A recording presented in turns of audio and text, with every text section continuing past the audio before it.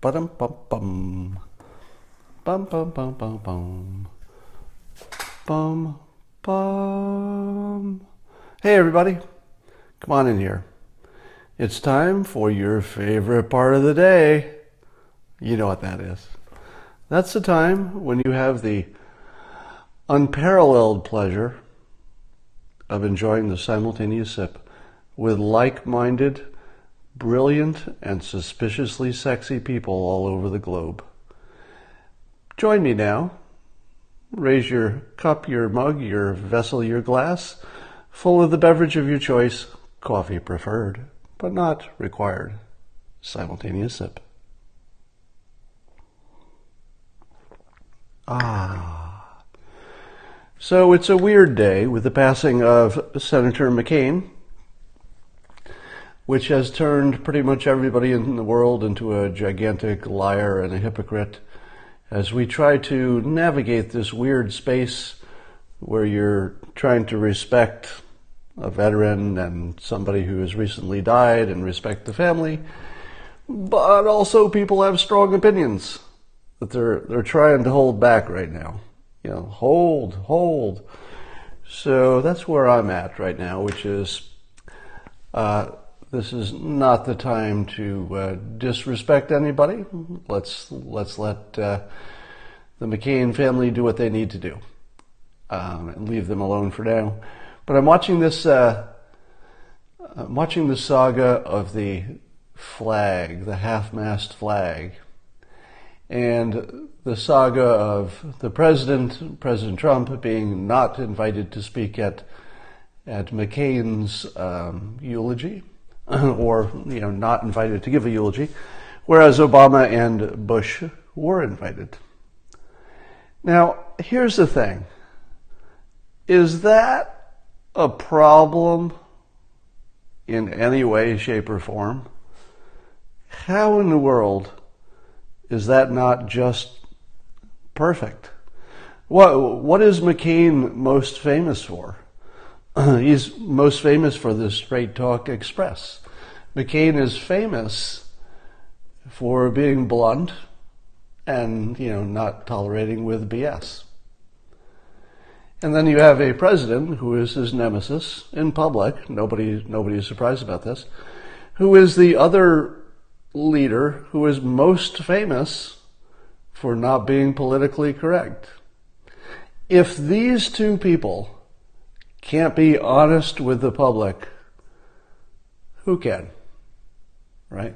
So what you're watching is two leaders who are known for their bluntness, their honesty, their non-political correctness, doing what they have always done. So I gotta say, I actually probably have more respect for McCain because he wasn't a phony in death, and that seems consistent with his brand, and I'm okay with that.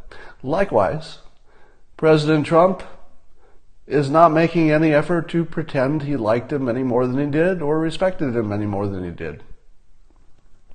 Would you want him to? Would the world be a better place if people were less transparent? I kind of like the fact that both of these people did not relent. That they were both, at least so far, they have both been exactly who they were. McCain in death the same as he was in life, and Trump continues to be Trump. This is the least problematic problem we'll ever see. So let's hope all of our problems are like this. So you probably saw the news that apparently a Chinese company with connections to the government, in other words, the government of China, hacked every single one of Hillary's emails from her server during her time as Secretary of State. All of them. They have all of them. Now, I heard that and I thought to myself, I've been backing up my computer to the cloud, but this would be a lot easier. I'm just going to back up everything to China from now on. Just let them hold a copy in case I need it. So here's the interesting thing about this. So here are the following entities that we know with some degree of certainty interfered with American elections or attempted to. You have China with this hacking situation, and of course they did other things. You've got Russia, of course, with their troll farms and more. You've got Great Britain with their agent, Christopher Steele. Now, some of you might say, but wait, he was working with the FBI. To which I say, so? He's not American, right? It shouldn't count if you're on somebody's payroll. You're either American or you're not. Then you've got stuff happening over there with, who was it? Mark, whatever his name was. You've got Australia was in the mix a little bit with them talking about reporting on Papadopoulos.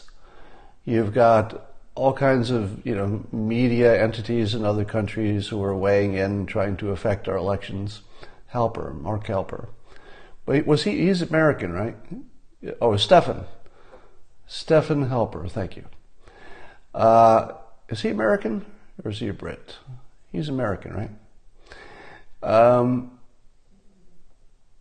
Yeah, you might have something in the Ukraine. You've got Mexico owning the New York Times. So have we reached the point, and I just tweeted this earlier, have we reached the point where we can say with confidence yet that the Trump campaign was the only entity in the news that did not try to influence the election? I mean, illegally. Obviously, they tried to win. But we have the FBI, the Department of Justice, the CIA, all trying to influence the elections, probably illegitimately. You've got at least several other countries. Israel, of course, always runs good, persuasion campaigns. It's starting to look like the Trump campaign is the only entity that was not illegally trying to manipulate the election. They might be the only ones. And that would be funny and ironic. We also have the story of Mexico and the United States agreeing, apparently, on trade. I always worry until the deal is signed.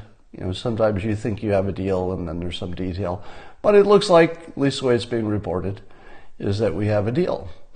Now, what I've been saying all along is that when Trump tried to simultaneously create all these trade problems with, all of these countries at once, a lot of people said, hey, that's crazy because you're creating so many problems all at once.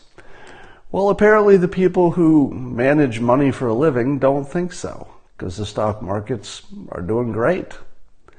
And I also said that as soon as you get one or more countries to sign a deal, and it looks like it was a good deal, that the dominoes will start to fall. Boop, boop, boop, boop, boop.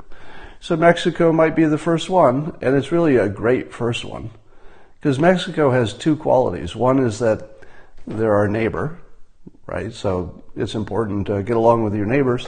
But secondly, we've had some tense times with Mexico from the Trump candidacy on. So wouldn't it be great for them to be the first ones to figure out a way to work together? Now, if they do, Canada will probably come online reasonably soon, and then we'll have two in the bag. Who will be next? Will it be the EU or Great Britain? Who will be next? But at some point, China might be the last one. Now, if China is one of a lot of countries that are having trade problems with the United States, then it sort of looks like the United States is the problem, right? What is the common element? Oh, the common element is the United States is causing trouble everywhere. But as those deals get signed, Mexico, Canada, etc., as those deals get signed, it starts to isolate China. And suddenly, China will start looking like the problem because they're the only ones who can't sign a deal. What kind of a modern country can't sign a trade deal? Well, Mexico can do it. I'm pretty sure Canada can accomplish it. And if China can't, it is not going to reflect well on China. So it looks to me like things are heading in the right direction there. And it's possible that history will record that Trump bucking all of his advisors and, stimulating these trade wars / negotiations, I think history is going to say it was exactly the right time to do it, and maybe he was exactly the right president to get it done, because he brings with him that deal maker vibe, and he's so provocative that he shakes the box so much that everybody is scrambling to figure out how to get some certainty in this shaken box. So it's entirely possible that people are going to say, well, when your economy is doing great, as it is, that's exactly the time you want to push back on bad trade agreements. Because if things go poorly, it's not going to hurt you that much. You've got a strong economy already. It's not going to take you down. This is exactly the right time. Now, China, on the other hand, if you believe the reports, and I don't know how accurate any report is about China's economy, there must be some problems with transparency there. But the reports are that they're not as strong as people think they are, and probably they're going to get flexible at some point. Now, if they get flexible with China and we get an agreement with China, suddenly North Korea is a little bit more isolated. And did you notice the way that President Trump handled the North Korea situation? His message to Kim Jong-un was not just friendly, but super friendly. Like, I forget the exact words, but he said, for now we have to not have Pompeo visit because we're not making enough progress. So it was very clear that he's not satisfied with the progress. But at the same time, he was super friendly to Kim Jong-un, and I think that's real. I think that they actually like each other. And it probably makes a difference. So there's no special urgency with North Korea, because as I've said from the beginning, what the president did that is clever and innovative and completely out of the box, from at least recent history, is that President Trump removed North Korea's reason for developing nukes and aiming them in our direction, at least. They just don't have a reason anymore. You don't attack the countries that are trying to work with you, that are trying to help your economy, and are not asking anything that you can't give up. So it seems to me that we've got time now. President Trump bought us some time with North Korea, and he's using it wisely to get China wrapped up, and then he'll be in a stronger position, and everybody will be, to deal with North Korea. So that looks like it's heading in the right direction too.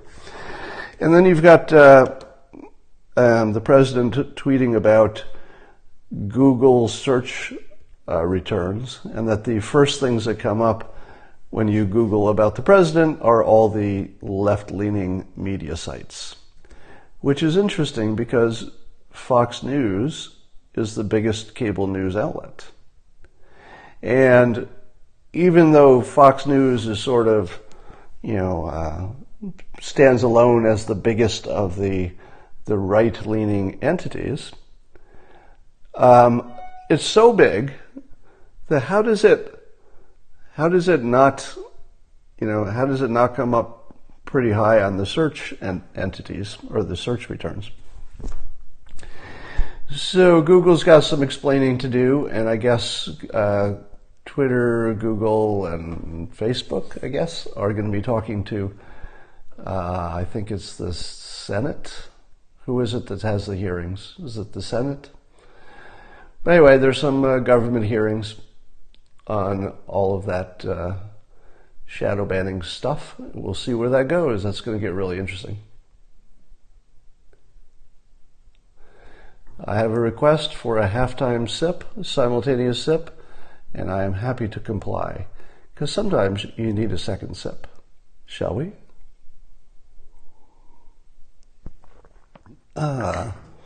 Yes, Bruce Ohr is being interviewed. You might be having the same reaction that I am to watching the news about Bruce Ohr and the dossier and all the things around it. And I'm thinking to myself,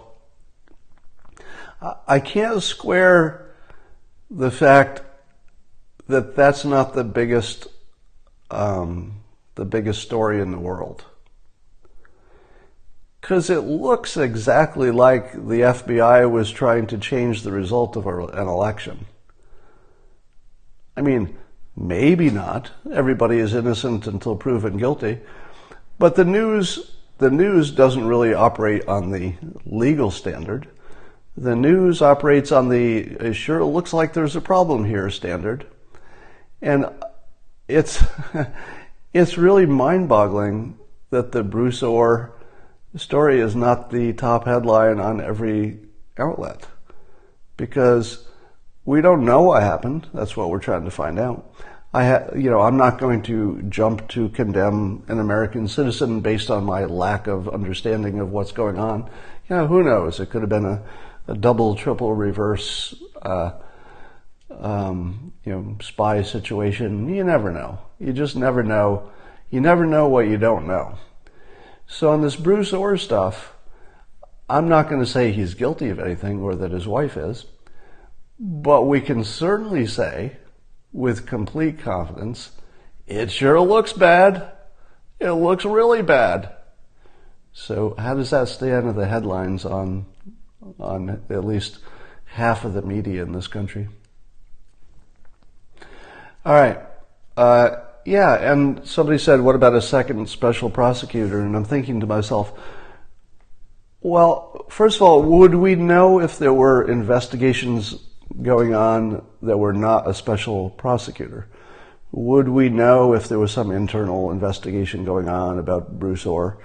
I'm guessing there is. I'm guessing. But would we know one way or the other?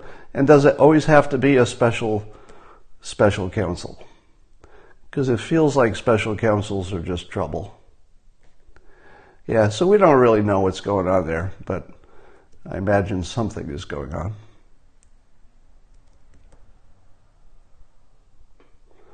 All right. I'm just looking at your Sessions recused himself on all of the Hillary stuff. Is that true? I get so confused watching this stuff. I don't know if you're having the same experience I am, but the complexity of all this stuff is starting to get out of control. When I read stories that have, I'll tell you my rule. In a past relationship, I had the 3-name rule. And the 3-name rule would go like this. If she told me a story that had 3 names in it, I would stop her and say, okay, we're done once you hit the 3rd name. Because once you get to 3 names in a story, it's too confusing. And you need to go back and simplify your story. So you get stories like, well, then Bob said this, and then he met Mary, but then he picked up Jack, and then the 3 of them were driving. I'm like, stop. That's 3 names. I'm positive you can tell this story with 1 or 2 names.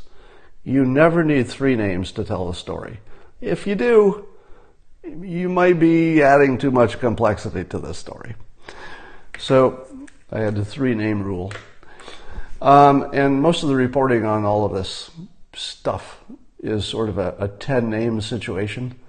It's just like, oh, this person, that person, who did they work for? What did they do? I'm losing the track. So it could be that part of the reason stuff isn't in the news is that it's too hard to report it on TV. So you see it in long form in articles more than you see it on TV.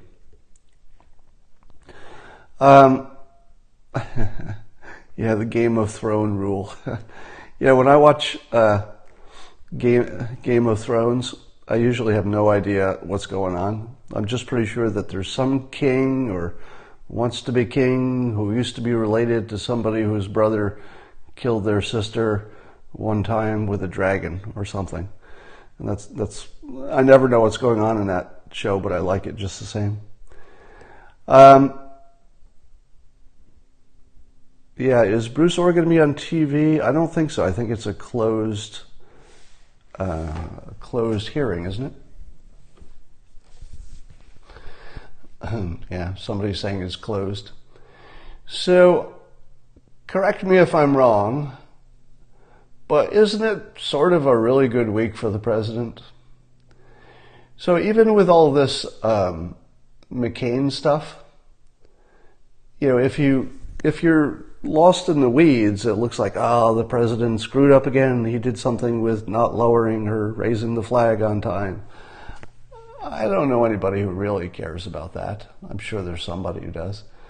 But the bigger picture is that it made this whole McCain situation, made all of the anti-Trump media, who are all lefty liberal Democrats, made them praise a Republican for a solid week. You know, CNN is nonstop, that McCain was a great guy. We love that Republican. Man, he was a good Republican. And they kind of have to do it because they've set him up as the foil to Trump, and they can't really get off of that train. But it can't be comfortable for them to continually be praising a Republican with their audience who is not exactly pro-Republican.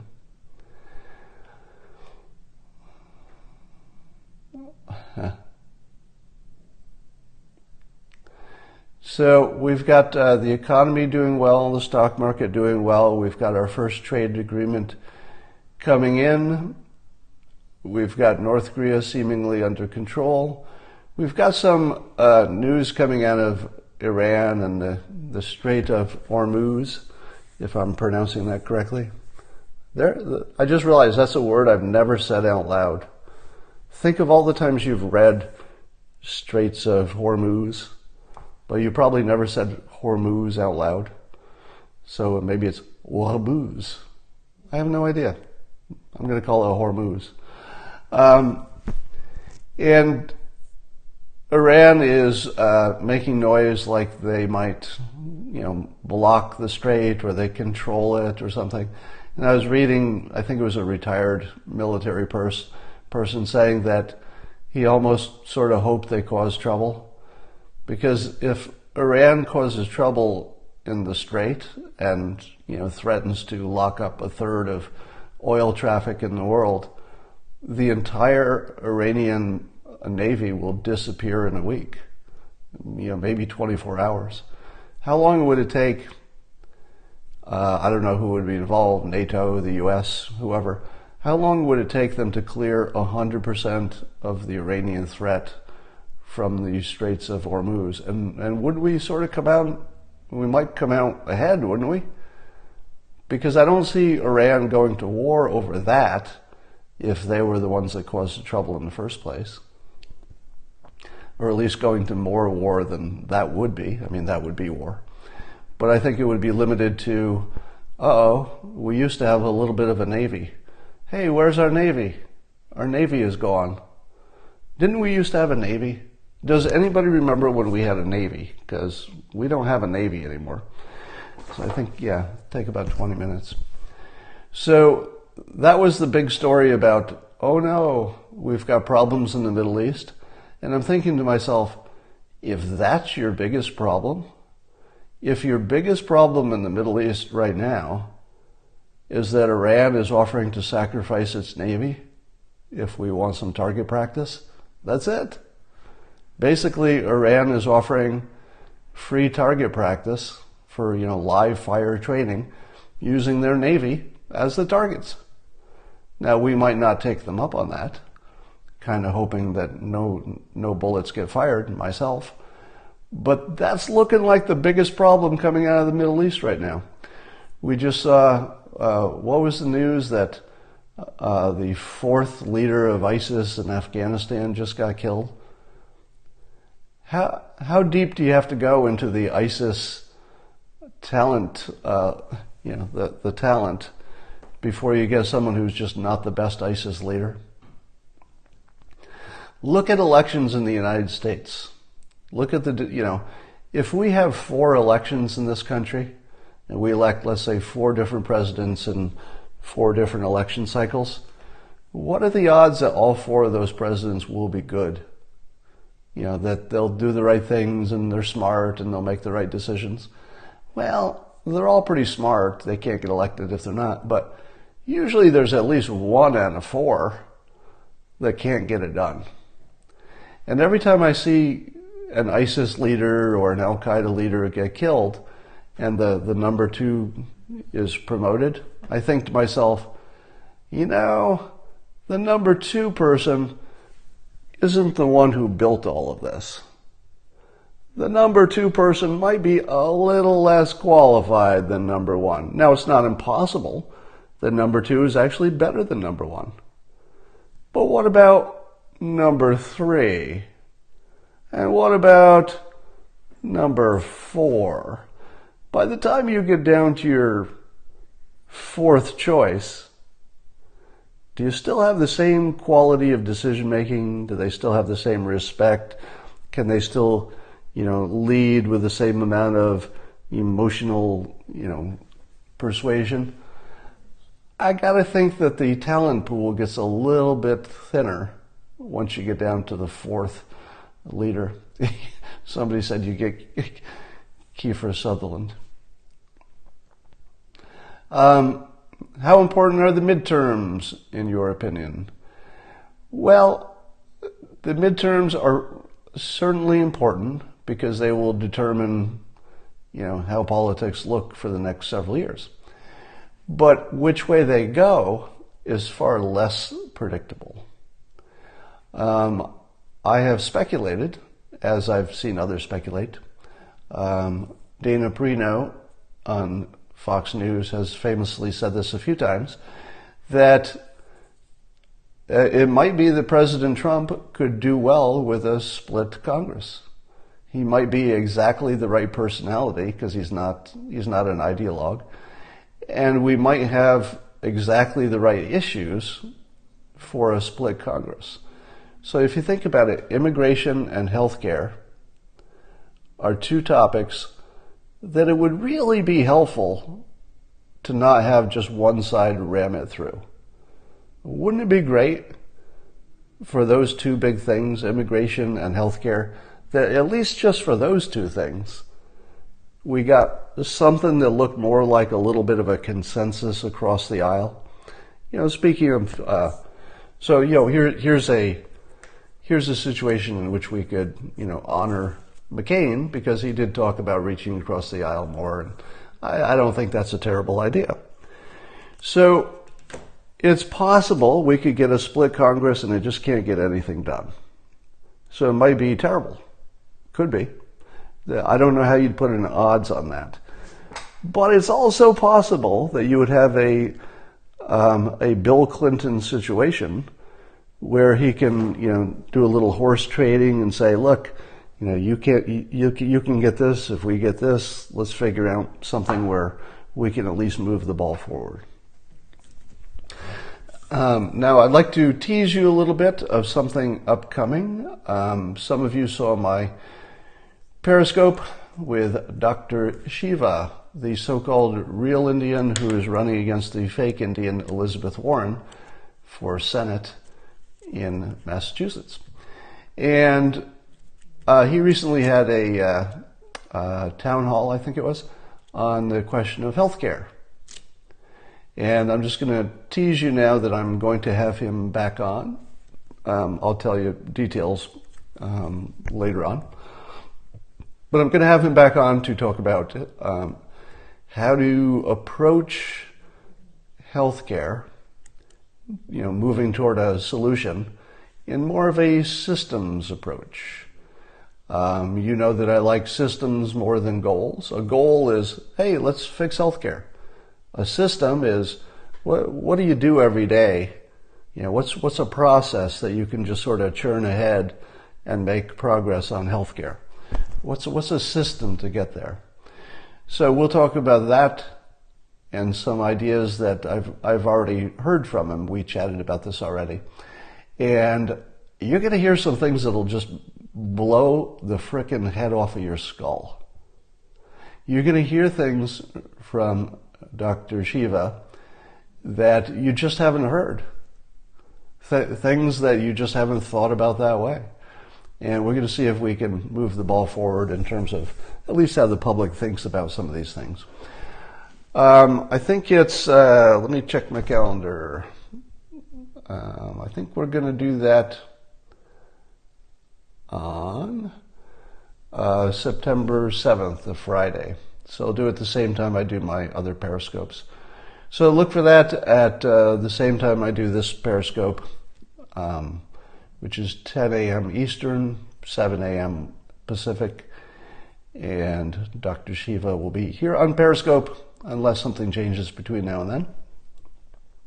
And you really want to check this one out. If you're trying to understand what's going on with healthcare, it's the first time I felt like I was starting to understand what the problem was and starting to understand what a potential solution might look like. So that's pretty interesting. All right. Now, let me, I'm going to pivot a little bit. You know that I've been working with the Blight Authority, Bill Pulte. And if you haven't checked out the website, blightauthority.com, and the ideas section, ideas menu tab, you can see that people are suggesting lots of ideas for what to do in an urban area. So we've got all these blighted areas that have been cleared out by the Blight Authority and more to come. So what do you do with this area that's close to free in terms of the land value? You could work with the municipalities to get access to it. So what do you do with it? Some ideas are coming in. But I want to play with a few fun ideas as they cross my attention. And here's one of the most fun ideas that I heard. Imagine, let's just say it's Detroit, just so you have a real place. It doesn't have to be Detroit. It could be Baltimore. It could be any place. But imagine it's a cold climate, a northern climate. And imagine that you build on these vacant lots a data center. It might be for mining Bitcoin, but it could be any kind of a large cloud thing. You have automatically the cold weather in the winter anyway, so that's positive because you've got all this heat that's being released by the data center. What if you dug underground a little bit and lowered your data center into essentially a subterranean thing, but you took all the heat and you took it to the surface? And let's say that you use that heat to heat greenhouses above it during the winter. What if you use that heat to warm the roads? Maybe you heat some liquid, some water, with some antifreeze in it, for example, and you circulate it under the roads in your neighborhood. You would never need to plow the roads. So now you have roads that don't need plowing. You've got greenhouses that have free heat. And then what about building some homes? Well, they need some free heat too. So you could be free heating the homes. Now, at the same time, if you're going to build an underground structure, you can run some geothermal stuff while you've got the hole in the ground, and that allows you also to cool your house in the summer. So in the summer, you turn off the heat from the underground data center, and you just use the geothermal that you're using at the same time. And suddenly, you've got something like free energy. So imagine if you've got a building site that is, essentially zero energy cost and close to zero land cost. Well, now you've got a place that, you've probably got some good ideas for what to build. Now, do I know that that's a good idea? I do not. There might be some engineers or some technical people who say, oh, Scott, what you're forgetting is this or that, or it's too expensive to put the data center underground, or the walls won't hold, or there might be leaks, or there may be entirely good reasons. It might be entirely good reasons why this is a bad idea. But what I love about it is the idea that if you start from scratch and you just throw out everything you know about the way things used to be done, what could you build? What could you do using today's technology? What do you do in the age of smartphone apps when you're designing a community that you never would have done before you had smartphone apps? A lot of stuff. The security you could have on your apps, the security for the whole town. You could alert your neighbors if there's suspicious things and they can look at their phone. So you could take care of security with apps. You could probably bring down the cost of owning a car with apps because you just use the app to get an Uber or catch your bus or whatever. You could bring down, right now people have cable TV and it might cost you a few $100s a month for your cable.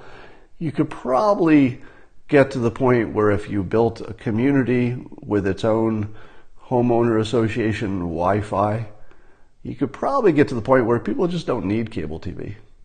They just use their phones and their apps and their Wi-Fi and stuff. So you could probably get to the point where you have everything from pet care to somebody to watch your child because your app helps you find somebody easily, to rides, to food. I mean, think of all those things that you could just completely change if you built a community around apps.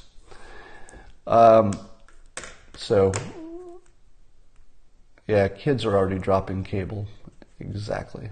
So if you've got a smartphone and you pay for unlimited data, even with 4G, you probably have everything you need. By the time it gets to 5G, cable doesn't even make sense. All right, so go to blightauthority.com if you have ideas or you know companies that are in the business of designing things. I've heard of some other companies I might be talking about fairly soon that have some fascinating technologies. Fortnite Village, that's interesting. All right, I'm going to sign off now. We've done enough, and I will talk to you again tomorrow. Bye for now.